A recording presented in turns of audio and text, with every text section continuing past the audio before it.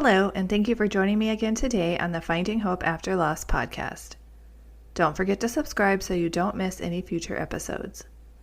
You can really help the show reach more loss and infertility families by taking a moment to leave a positive review or rating on Apple or Spotify.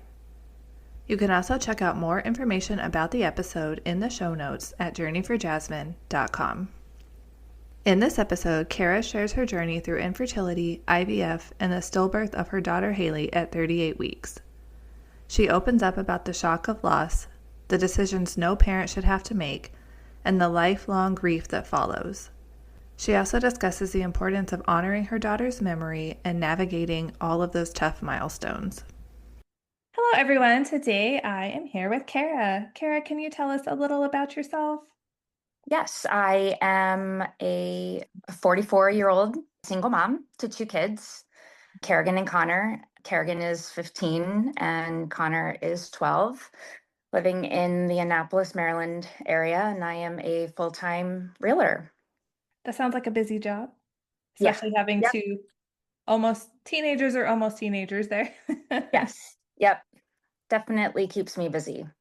Do you mind sharing a little about your loss journey? Yeah, I would love to. So I struggled getting pregnant and had to go the IVF route and had my first daughter, Kerrigan, and she was a twin, and I lost her twin very early on in the pregnancy. But when she was born, she was only 4 pounds and 11 ounces. So, and they think that loss was sort of because of the miscarriage during her pregnancy. So when I got pregnant with my daughter, Haley, they really wanted to keep a close eye on that pregnancy towards the end, just to make sure that she was growing properly.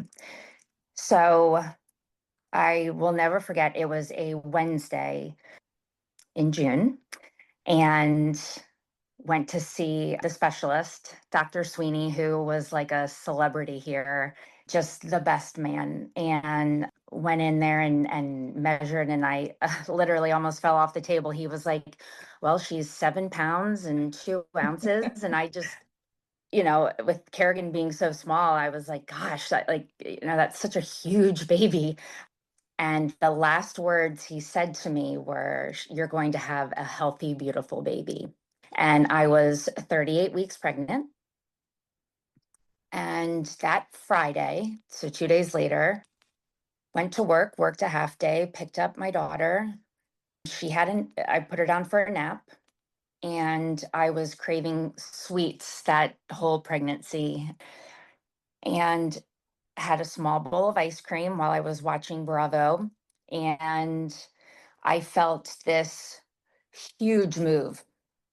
Just, it actually hurt. But I never complained about feeling the baby move. I was always like, okay, everything's doing well in there. After that, I didn't really think anything of it. My mom had she was a teacher at the time, had an end of the year party. We went over there, and then came home, gave Kerrigan her bath. I took a shower. I laid in bed. And that's when I realized, when I was laying in bed, I can't remember the last time I felt her move, except for that large movement. And I was laying there, laying there, laying there. And then I went and had some watermelon, still nothing. And that's when I called my doctor, because I was frightened. And she was like, watermelon probably wasn't, sweet enough or had enough sugar. Why don't you go have ice cream or juice or something? So I had that. She said, call me back in an hour and lay down on your left side. And I laid for an hour, and it was the longest hour, and I felt nothing. So I called her back, and I remember asking her, is everything going to be okay? And she was like, I don't know. And we went to the hospital, and, I think that's when I started crying. When we got in there, we got back to the room, and as so many people say, that the loudest sound ever is the deafening sound of silence. I eventually just told them to stop trying to find the heartbeat because they had it up, the volume up so loud that every time they were moving it around, it was like causing me more anxiety. So then the doctor on call came in and he had the worst bedside manner. He did a sonogram and he was the one that told us that, she didn't have a heartbeat. One of my favorite movies is A Few Good Men, and like one of the doctors in that movie is like very like, I don't know, but that he just reminded me of him. My ex-husband was like, I started to hyperventilate. And my ex was like, can you give her something? And he was like, I would consider this to be a normal response given the circumstances, And Wow, how I said, helpful. Thank you. right, right. So my doctor came in at that time and just immediately said to the nurse, I mean, I don't know what she said, but you could tell she was like, give her something, like I felt like I was losing my mind. But we had the most amazing nurse, and she requested to stay with us after her shift was off or was over. It's so funny because I think don't realize, because I didn't realize in that moment, like, not only are you kind of given the worst news of your life, but then it's like, oh my gosh, you have to deliver this baby now. Like, as dumb as that sounds, it's like you have to process like all these. I just remember sitting there being like, oh my gosh, now she has to come out. Like it's like how is this going to happen, because she was now breached, that big movement that she had flipped and kinked the cord. Yeah, that's something people don't think about. I mean, when I had my stillbirth, I'm just like, do I have a C-section? Do I like give Right. birth? Like I don't know what's happening, you know? Right. And then and I know other people have to make instant, quick decisions, but a lot of times it's not. I just remember thinking, because she gave us the choice, that we can either do this right now or you can try to deliver naturally, And I just remember thinking, I don't want to look down at a scar daily when I'm already feeling scarred. So I tried to deliver her even though she was breached. Like I'm stubborn naturally. And so that didn't leave me then, but it was already taking way too long and I wasn't progressing enough. And she was like, you could be in labor for like 36 hours here. And so I ended up just doing the C-section. But I bartered with her to get out of the hospital almost immediately following the C-section, which I didn't really fully understand that I wouldn't really be able to walk. I didn't even really research a C-section. I just, delivering my first child was so easy. I mean, she was 4 pounds. I mean, you can imagine my recovery after that. I mean, I was completely fine. So I will never forget trying to walk after having Haley and being like, I am not going to be able to leave this hospital when I wanted to. But after the C-section, our families were there. Our parents were there prior to the C-section. And we were put in a private room and everyone was there to be able to say goodbye to her and everything, which was really hard. But that was another process we kind of had to go through, which is also very hard to admit. Do you even want to see her? How hard will it be to see her and then say goodbye? Like, would it just be easier to not? Because, like, my ex was like, I don't want to see her. It's just going to be too hard to see her. So then that got in my head, and I was like, maybe I don't want to see her, But I mean, thank God we did. I can't imagine the pain of not seeing her. But she looked exactly like my daughter, Kerrigan. You're in the hospital, you don't have long to make decisions. You have to pick, I didn't even get to go and pick where she was going to be buried because it had to be done then.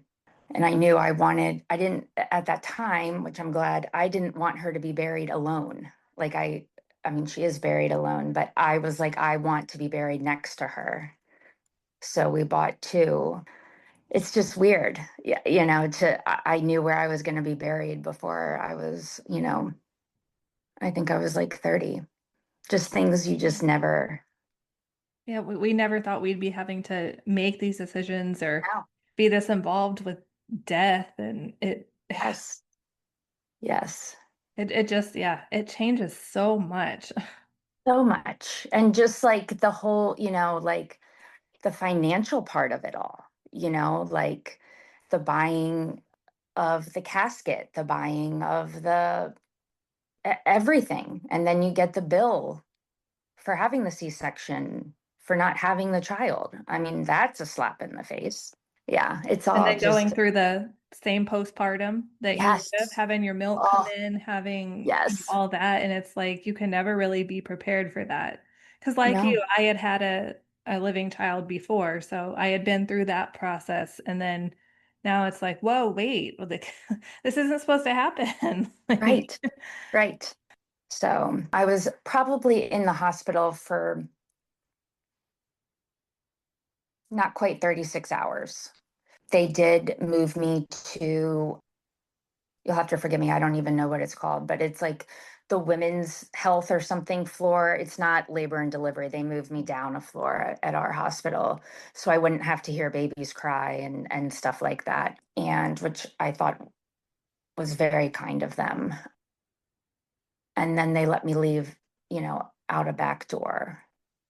And that was hard leaving. But, my dad and then two very important men in my life. When I got home, there was no nursery in my house, which was critical for me. yeah. I would not have been able, and I requested that. It's not like they did that, but they took that whole thing apart in probably 12 hours. I love that they did that for you. Yeah. I mean, that's love. So there was no way I was going to be able to come home and see that. So they painted it a different color, got rid of the furniture. Wow. Yeah. Yeah, we had So the room that was supposed to be hers, and we hadn't set everything up yet, but I had to just close the door. I'm like, I can't go in here. yes. It's like Yep. that, that just constant reminder of what you're supposed to have, just like a slap in the face, like staring at you right there every time you walk by it. Absolutely. Yeah, people just, if you haven't been through loss, you just don't fully understand what it does to you. It's not Right. just I lost my baby, like you lose so much. Yeah. It changes you. And I think it can change you. I think, in my circumstance, I always try to find, I was so frustrated trying to get pregnant, the years it took and the toll it took and the what it does to your body and your relationship and everything. But at the same time, I am so grateful that I was able to use one of our frozen embryos and get pregnant so quickly after Haley.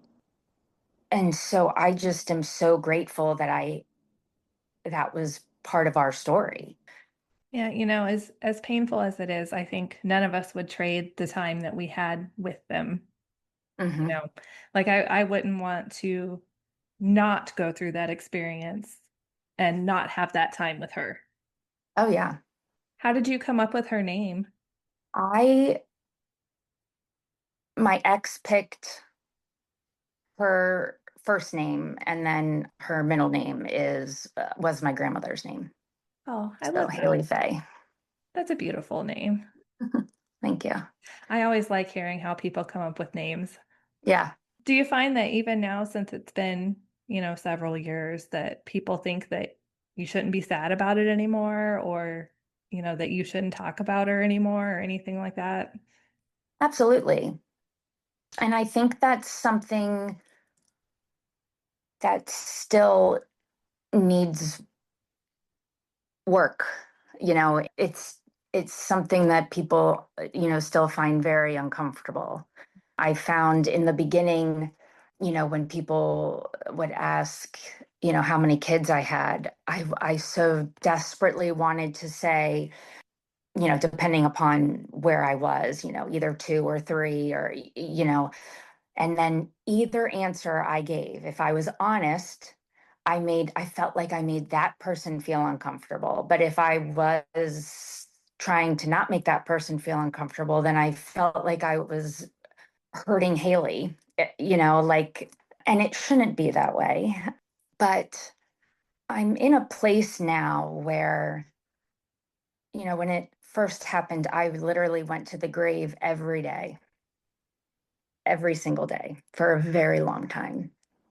And even now, like talking about it, I get choked up, like thinking about, I think, the trauma of it, of that whole situation. Like it just was a very traumatic experience. In my day-to-day life, I'm okay. Like I think about her all the time. I have bracelets, on, and I don't cry about it every day. I get upset about on her birthday because it makes me think about her and everything. But I think most people that I am around on a daily basis understand why I would get upset. But I also think a lot of people that I know probably don't know about her because I don't bring her up because it is an uncomfortable situation for other people. Yeah, and you're right. It shouldn't be like that, but it is. And Yes. we're all so many of us as women, I mean men too, but a lot of us women are people pleasers, so we don't want to Hmm. make other people uncomfortable. So we're just like, all right, we'll be uncomfortable ourselves as long as everybody else is happy, Right. but to our Right. detriment. Yes. And then I find myself like overly compensating, like around anyone that like could be pregnant or might be trying, and being like, oh, but that would never happen to you, and stuff like, but it's like, I remember my doctor, in the room saying to me, like, this is a one and like a billion chance that this could happen, that she would flip this late and like they don't flip this late. So it most likely really wouldn't happen to a lot of people, but you never know. I always, and then I think to myself, why did it happen? It's just a little mind game, No, I unfortunately. get that. Like, Hmm. Jasmine had a rare chromosomal issue and they said it was like a less than 1% chance of it happening in a pregnancy. And I'm like, oh, cool. So I get to be in Right, the less than 1%. That's nice. So now like percentages, I mean, even small percentages seem huge to me now because I'm like, well, right, I was in that group, so I guess exactly. this is for sure going to happen to me now. Uh-huh. Yep. It's not fun to be part of the rare things that happen club. No, no, it's not. And I get it that doctors don't want to scare pregnant women and but then I feel like on the other hand, for those of us that go through it, we have no idea what to expect. We don't know, like we talked about, we don't know what the birthing process is going to be, the postpartum. Hmm. I mean, we don't know any of that because it's something they won't talk about. Right. Well, and I always joke because I do not do well with like blood and medical things and stuff. So when I had my daughter and I would go in, not Haley, but Kerrigan, and I would go in for those appointments and they would start to kind of prepare me for what was going to happen, I would be like, please don't tell me. I will pass out if you start to talk about it. So no one was more surprised about what was happening when I went into labor than me. Like I was like, wow, this is, a lot. But I mean, I knew what was happening, but not, Yeah. No, I get what you're um, saying. I Like how just, they always want you to watch like the video on giving birth. yeah, And I was like, no, I cannot watch that. Please, like I understand what's going to happen. I don't need to see yes, it. right. No, I would be on the floor. I mean, I've passed out at my son's dentist appointment before, like any, I'm, thank God my parents live close by because it's embarrassing, but I laugh because I've have similar experiences. And we didn't go through IVF, but we did do fertility treatment and I did have to give myself shots. And Yeah. I used to be the person that passed out at blood draws, but Uh-huh. I I had know. to kind of get over that because they take Yes. blood and then I'm just like, all right, just do it. Just talk Right. to me and I can't look at it. Don't tell me what you're doing. So I understand. I get that completely. Yeah. Yeah. The things we do. Yeah, willingly. Right. Right. I know. I know sometimes I look back on everything that, you've gone through and you're just like, how did I do that? Like, how did I even make it?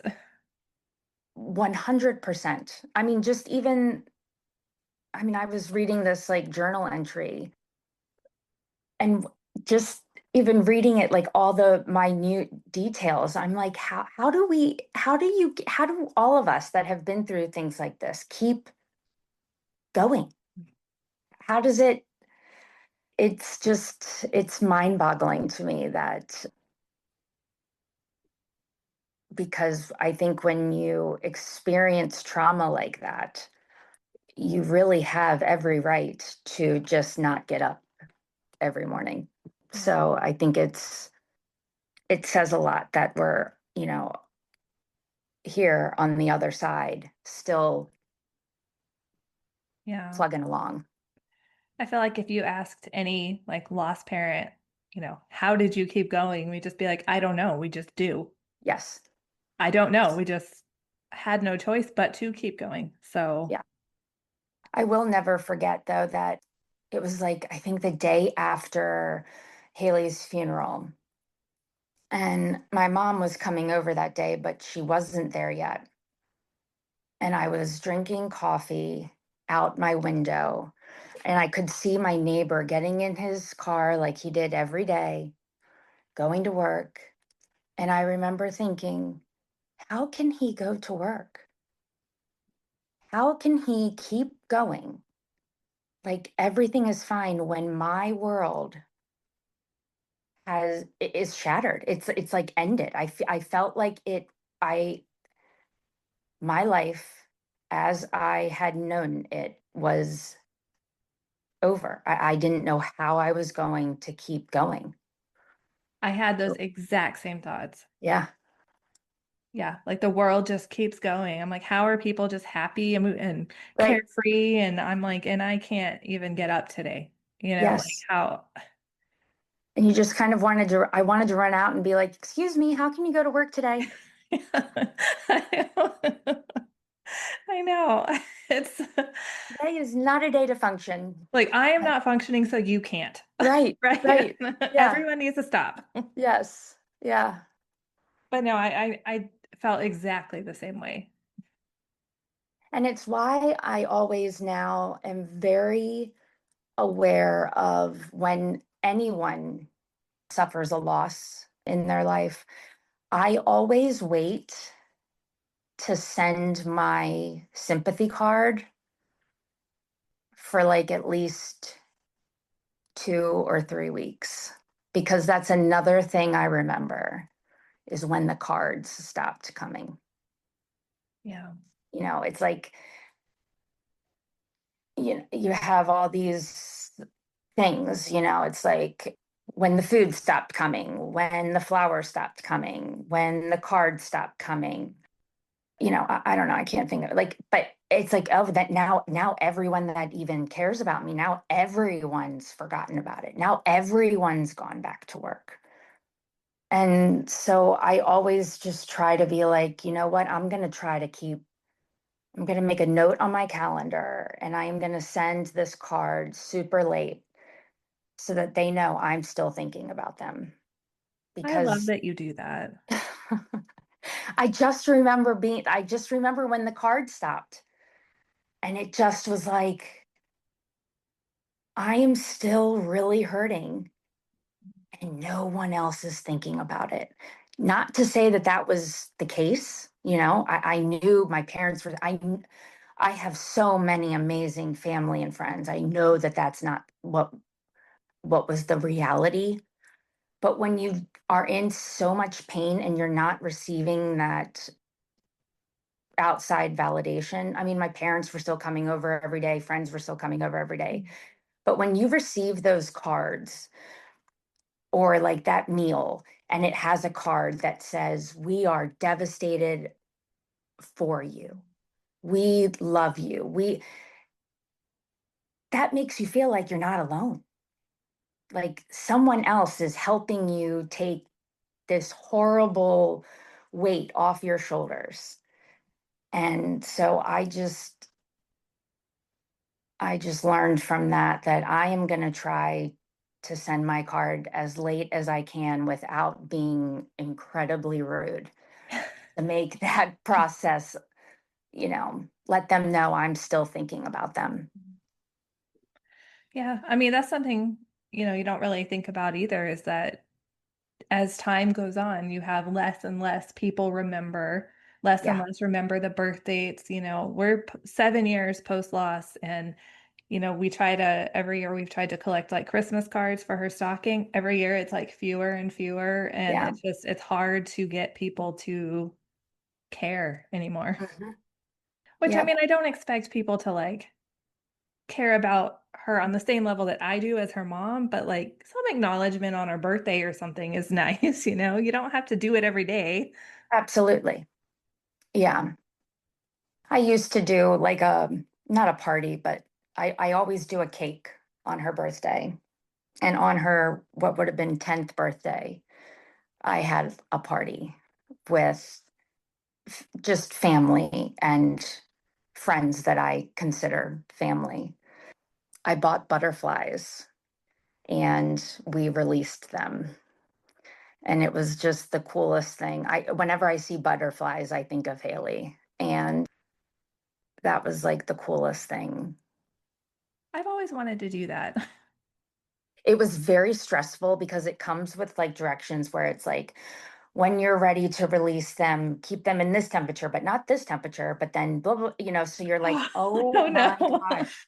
And her birthday is in June. So I'm like, I don't Like it's like, hard to control the temperature. I'm stressed now. right. I'm outside. What do you want me to do? Anyway, but it worked out. It was so great. But I will never forget that day either. That was like a happy memory to have all of my loved ones. And like when Haley died, my brother didn't have kids yet, and so his kids were there, and they were little, and they loved these butterflies, and they were like on there, and it was just like they don't know about Haley, they're too young to have that kind of conversation with them. But it was cool to see kids that I love so much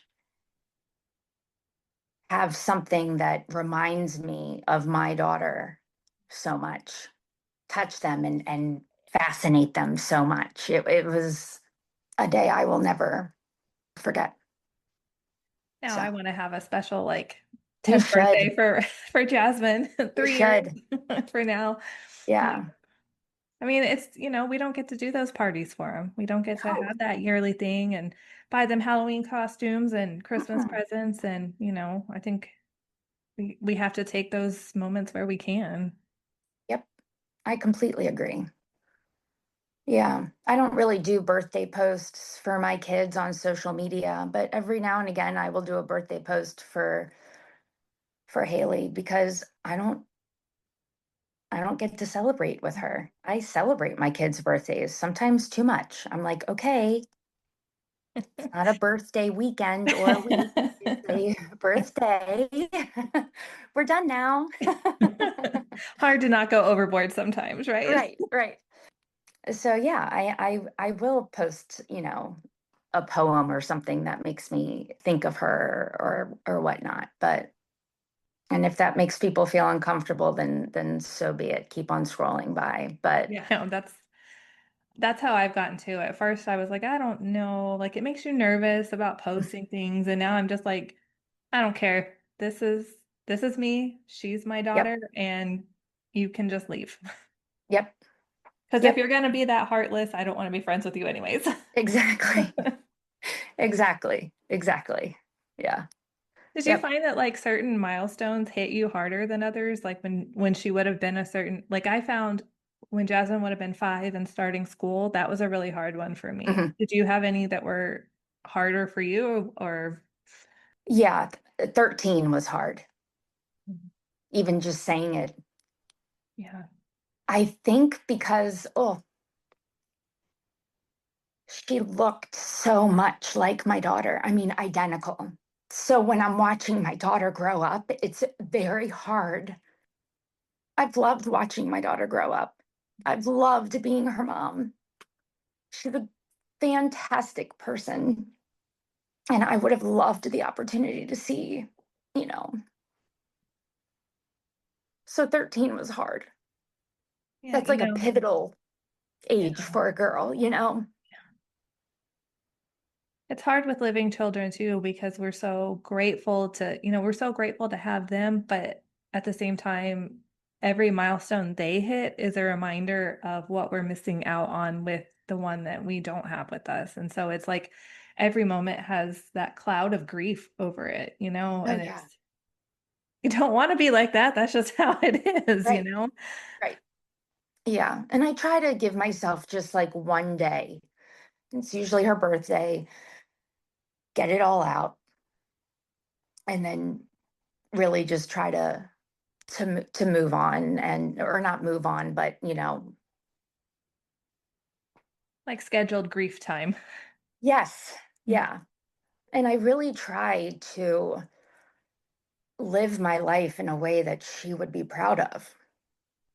I really feel like that loss has made me a kinder person, more empathetic person. And so I I see just there. keep trying to live that way. And I think that that's all I can really do. It really changes your outlook and your priorities, and things that you thought were so important before are just not important anymore. Yep. Yeah, it's some things I'm like, why do I care so much about this? I don't care anymore. Like it doesn't matter. And then Yes. new things become priority. Yeah. I know, it's the whole two things can be true at once. I'm more empathetic, I am more kind, but I also tolerate less Mhm. at the same time. So like I'm not gonna stick around and deal with situations that I might have dealt with prior because, life is just too short to be in situations where it's not good for you.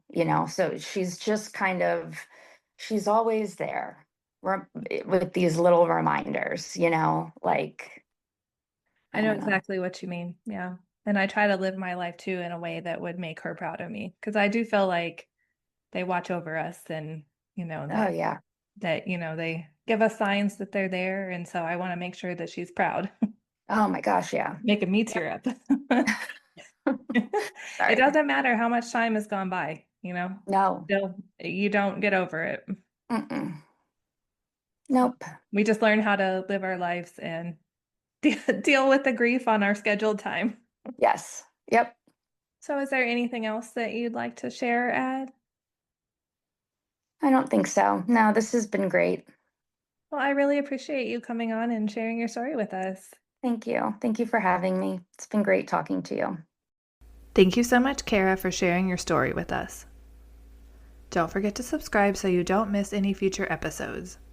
If you like the show, please leave a positive review or rating on Apple or Spotify. It only takes a moment and really helps the show reach more loss and infertility families. Thank you so much for tuning in, and remember, we are all in this together.